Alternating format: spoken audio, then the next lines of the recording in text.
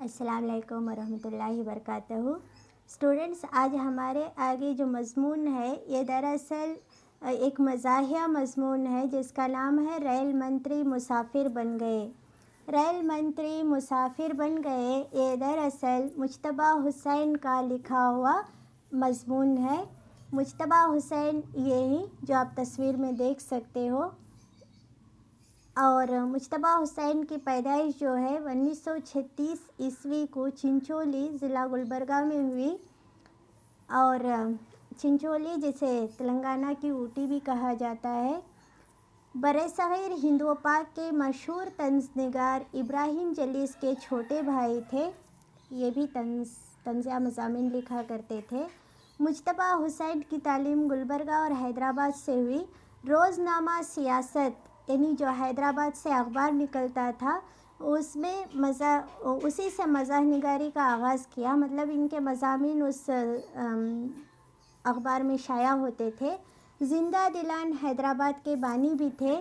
مجتبیٰ حسین دور حاضر کے مقبول مزاح نگار ہیں۔ آپ کی اہم تصانیف جو ہیں ان میں قصہ مختصر، آدمی نامہ، سو ہے وہ بھی آدمی، جاپان چلو جاپان چلو، الغرض وغیرہ کیا ہیں مشہور ہیں۔ مجتبیٰ حسین کی تصانیف یہاں آپ دیکھ سکتے ہو، مطلب بہرحال ہے، سفر لخت لخت، آپ کی تعریف، خطہ کلام اور الغرض۔ اگر یہ کتابیں آپ کی لائبریری وغیرہ میں موجود ہیں تو آپ ان کا مطالعہ کرو تو بہتر ہے۔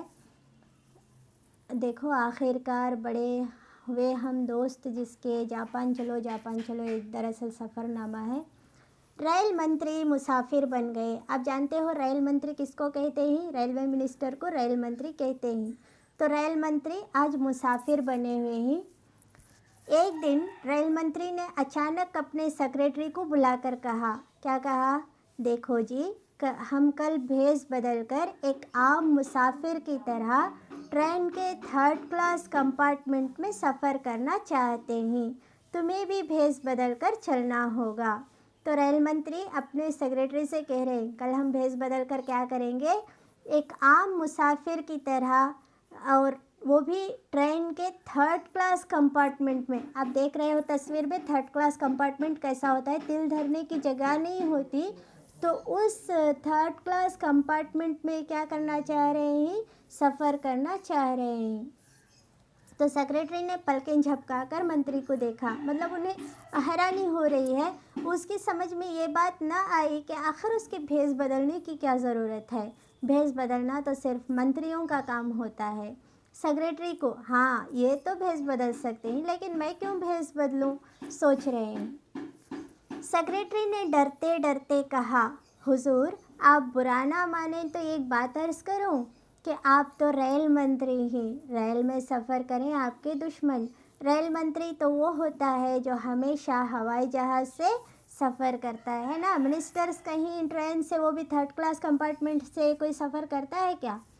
ابھی تو آپ منتری کی گدی پر براجمان ہیں، گدی یعنی وہ جو آپ دیکھ رہے ہو تصویر میں سیٹ ہے، پھر عام چناؤ کی بھی دور تک کوئی پتہ نہیں، ایسے میں آپ پر ایسی کون سی بپتا آن پڑی ہے کہ آپ ریل سے سفر کریں؟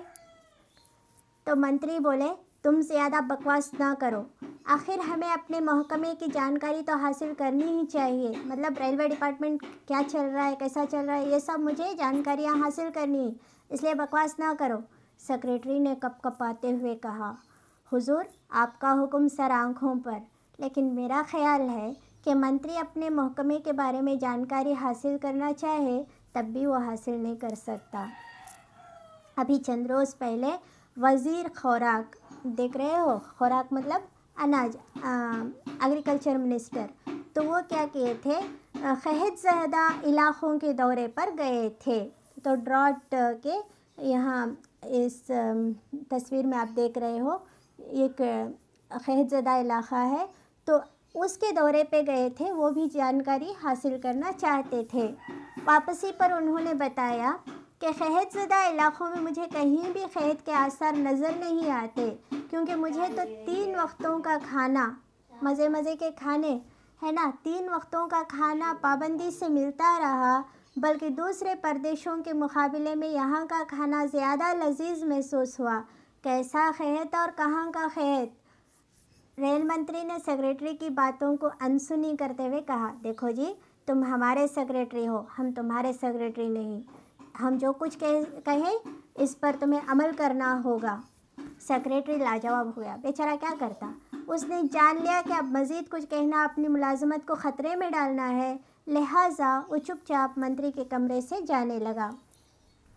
तो स्टूडेंट्स, हम रेल मंत्री मुसाफिर बन गए में इतना जान चुके हैं कि रेल मंत्री एक आम मुसाफिर की तरह ट्रेन के 3rd क्लास कंपार्टमेंट से सफ़र करना चाहते हैं, वो भी भेस बदल कर, न सिर्फ खुद अकेले बल्कि अपने सेक्रेटरी को भी साथ लेते हुए।